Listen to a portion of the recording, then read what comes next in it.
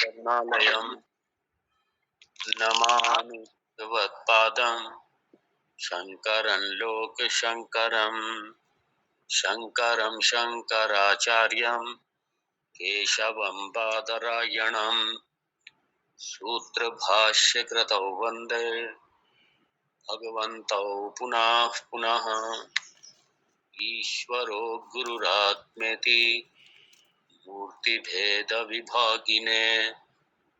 व्योमवद्व्याप्तदेहाय दक्षिणामूर्तये नमः। ॐ सदाशिवसमारम्भां शङ्कराचार्यमध्यमाम् अस्मदाचार्यपर्यन्तां वन्दे गुरुपरम्पराम्। ॐ सहना भवतु सहनौ भुनक्तु सह वीर्यं कर्वावहै तेजस्विनावधीतमस्तु मा विद्विषावहै। ॐ शान्ति शान्ति शान्तिः। ॐ आपदामपहर्तारं दातारं सर्वसम्पदां लोकाभिरामं श्रीरामं भूयो भूयो नमाम्यहम्। रामाय रामभद्राय रामचन्द्राय मानसे रघुनाथाय नाथाय सीताय पतये नमः। नीलाम्बुजश्यामलकोमलाङ्गं सीतासमारोपितवामभागम् पाणौ महासायकचापं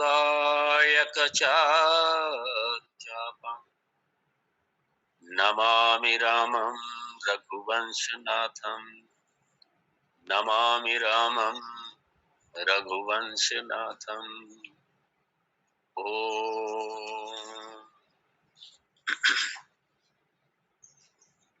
श्री राम गीता प्रथम श्लोक मंगलाचरण। श्री महादेव उवाच ततो जङ्गन्मङ्गलमङ्गलात्मना विधाय रामायण कीर्तिमुत्तमा चचार पूर्वाचरितं रघुत्तमो राजर्षिवर्यैरभिसेवितं यथा।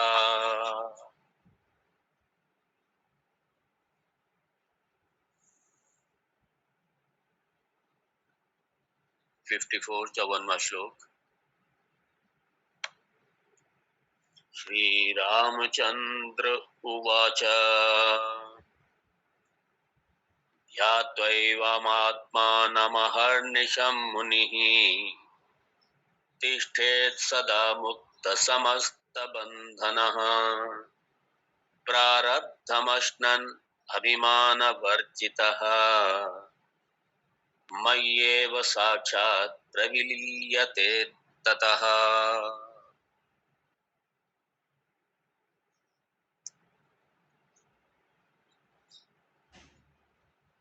सत्य सनातन धर्म की, वैदिक धर्म की ये पावन भूमि ओमकारेश्वर तीर्थ, भगवान भोलेनाथ की भूमि, भगवान शंकराचार्य जी की भूमि, उनके गुरुदेव की भूमि, उनके परम गुरु की भी भूमि और संतों की भूमि, तपस्वियों की भूमि, माँ नर्मदा का ये पावन क्षेत्र, पावन गोद, युगों युगों से ये नर्मदा मैया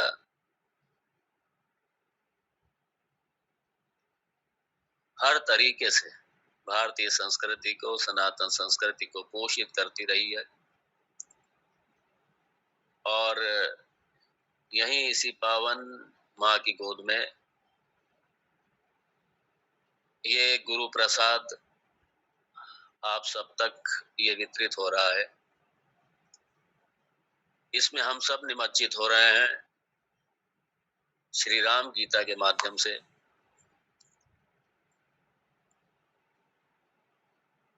और ये कथा, ये ज्ञान, ये वेदांत विद्या, ये ब्रह्म विद्या ये सुना रहे हैं भगवान महादेव पार्वती को। ये हमें नहीं भूलना चाहिए। और ये विद्या भगवान राम ने लक्ष्मण जी को दी। और आगे भगवान कहेंगे भी कि ये लक्ष्मण मत समझ लेना कि ये मैंने कोई यहाँ पे तुम्हें उत्पन्न करके विद्या दे दी, नहीं, मैंने भी अपने गुरुजनों से सीखी है इस विद्या को। मैंने भी इस परंपरा से इस विद्या को पाया है। और मूल हमारा इस विद्या के जो हमारे प्रथम आचार्य हैं वो भगवान स्वयं हैं।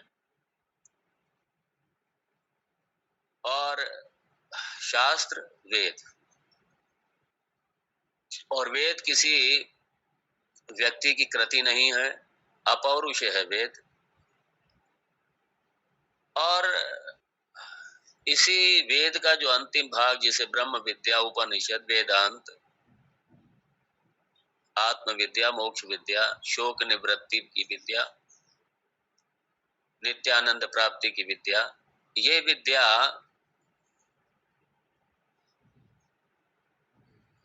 इसी विद्या का ही सार श्री राम गीता। जैसे भगवान कृष्ण ने श्रीमद् भगवद गीता को वेदों को ही मत के दिया, यहाँ भगवान श्री राम ने वेद पूर्व भाग को नहीं लिया, कर्म उपासना कर्म को नहीं लिया, संक्षेप में सिर्फ कह दिया कि बिना उसके ये सब नहीं है। ये भगवान ने शुरू में कहा, कर्म उपासना के बिना ये ज्ञान नहीं है, और कर्म उपासना से ज्ञान प्राप्त नहीं होगा। कर्म उपासना भी आवश्यक है, ज्ञान भी आवश्यक है। कंप्लीट वेद। और यहाँ चूंकि लक्ष्मण जैसा अधिकारी शिष्य है, साधन चतुष्टय संपन्न अधिकारी है लक्ष्मण जी जैसा, इसलिए भगवान सीधा ब्रह्म विद्या की ही चर्चा करते हैं। और भगवान ब्रह्म विद्या को देकर के उसके बाद में निधि ध्यासन पे आते हैं भगवान। और निधि ध्यासन पे मैं पहले भी कह चुका हूं, हम लोग ध्यान नहीं देते, जो सबसे महत्वपूर्ण।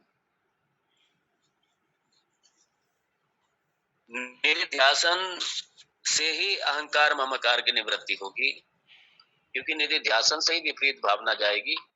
देह में अहम बुद्धि विपरीत भावना, ये निधि ध्यासन से ही जाएगी। और जब तक देहात्म बुद्धि, जब तक देहात्म में ये अहम बुद्धि बनी हुई है, तब तक ये संसार बना रहेगा। जब तक द्वैत है तब तक संसार है, और जब तक द्वैत है तब तक अभिमान भी है। जब तक द्वैत है अभिमान है, जब तक द्वैत है तब तक सीमा, जब तक द्वैत है तब तक अपूर्ण है, जब तक द्वैत है तब तक बंधन है, जब तक द्वैत है तब तक संसार है। और मैं पहले भी कह चुका हूं, ये जितने लोक हैं ये सब संसार में ही आते हैं। चाहे वैकुंठ लोक है वो भी संसार में ही आता है, ब्रह्म लोक है वो भी संसार में आता है, विष्णु लोक है वो भी संसार में आता है। ये सब जगत में ही आते, ये सारे संसार में ही आते। बस ये उन लोकों में जाने का मतलब है कि ठीक है, आपको बिना किसी आदि व्याधि के, बिना किसी तकलीफ के, बिना किसी शिकायत के, बिना किसी परिश्रम के बस आप अपना एंजॉय कीजिए। बस फर्क इतना ही है कि वहां पे आपको पुण्य की करेंसी चाहिए, यहाँ पे आप सारे सुख भोग सकते हैं, आपके पास पैसा है तो शारीरिक सुख यहाँ भोग सकते हैं, कंफर्ट्स यहाँ पे भोग सकते हैं आप यहाँ। तो जैसे इस लोक में धन की करेंसी चाहिए आपको सुख भोगने के लिए, क्योंकि बड़े बड़े होटल्स, बड़े बड़े भोग भूमि बनी हुई है, आपको कुछ करने की जरूरत नहीं है, बस आपके पास पैसा होना चाहिए। और वहां भी वैकुंठ लोक में भी जाने के लिए आपके पास पैसा होना चाहिए, लेकिन ये पैसा नहीं चाहिए, ये धन नहीं चाहिए। वहां पे आप ये कह सकते हैं कि ये अपरा भक्ति। देखिए, भक्ति की जब बात आती है तो अपरा और परा की बड़ी स्पष्टता होनी चाहिए। ये जो आप कर रहे हैं, जो श्रवण कर रहे हैं, ये भक्ति है, ये परा भक्ति है। इसलिए जो ये समाज में जो कंफ्यूजन फैला हुआ है कि भक्ति मतलब कीर्तन भजन, ये तो भक्ति मार्ग हो गया, और ये जो आप कर रहे हैं ये ज्ञान मार्ग हो गया। जो हम श्रवण कर रहे हैं, शास्त्र के अनुसंधान कर रहे हैं, उस तत्व का अनुसंधान कर रहे हैं, ज्ञान मार्ग हो गया। ये बड़ा दुर्भाग्य है। अरे ये परा भक्ति है, भक्ति मार्ग है।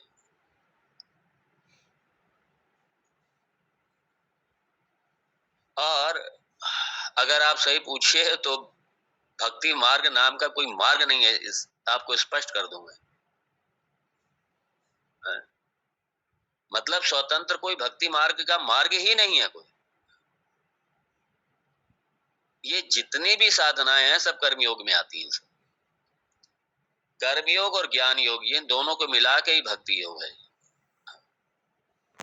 इन दोनों को मिला के भक्ति हो गया है। कर्म योग अपरा भक्ति, ज्ञान योग परा भक्ति।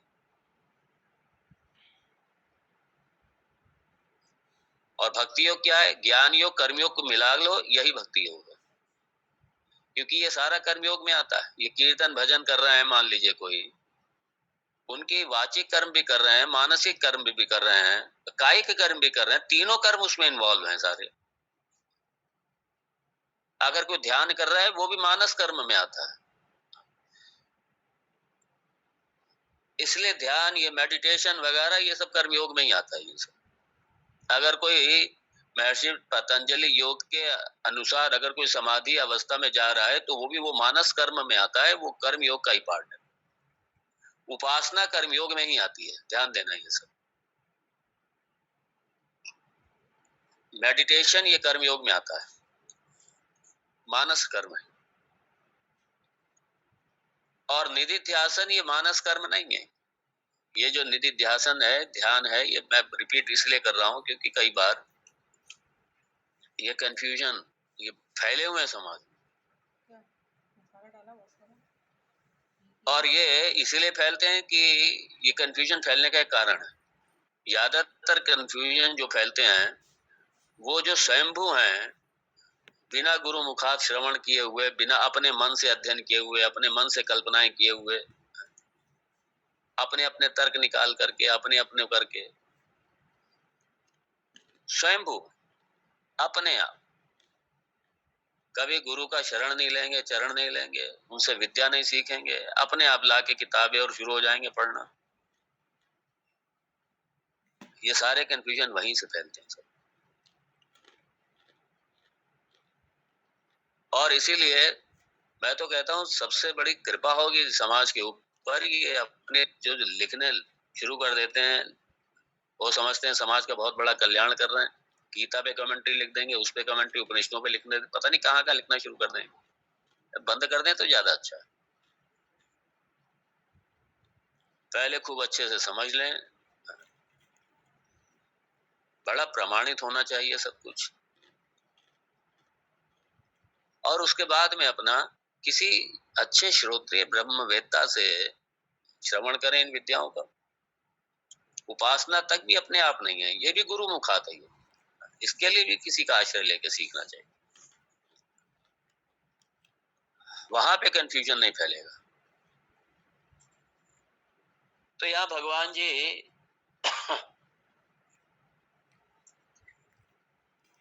लक्ष्मण को बड़ा स्पष्ट कर रहे हैं। कल हम लोग देख रहे थे 54वां श्लोक। कि जो अपने स्वरूप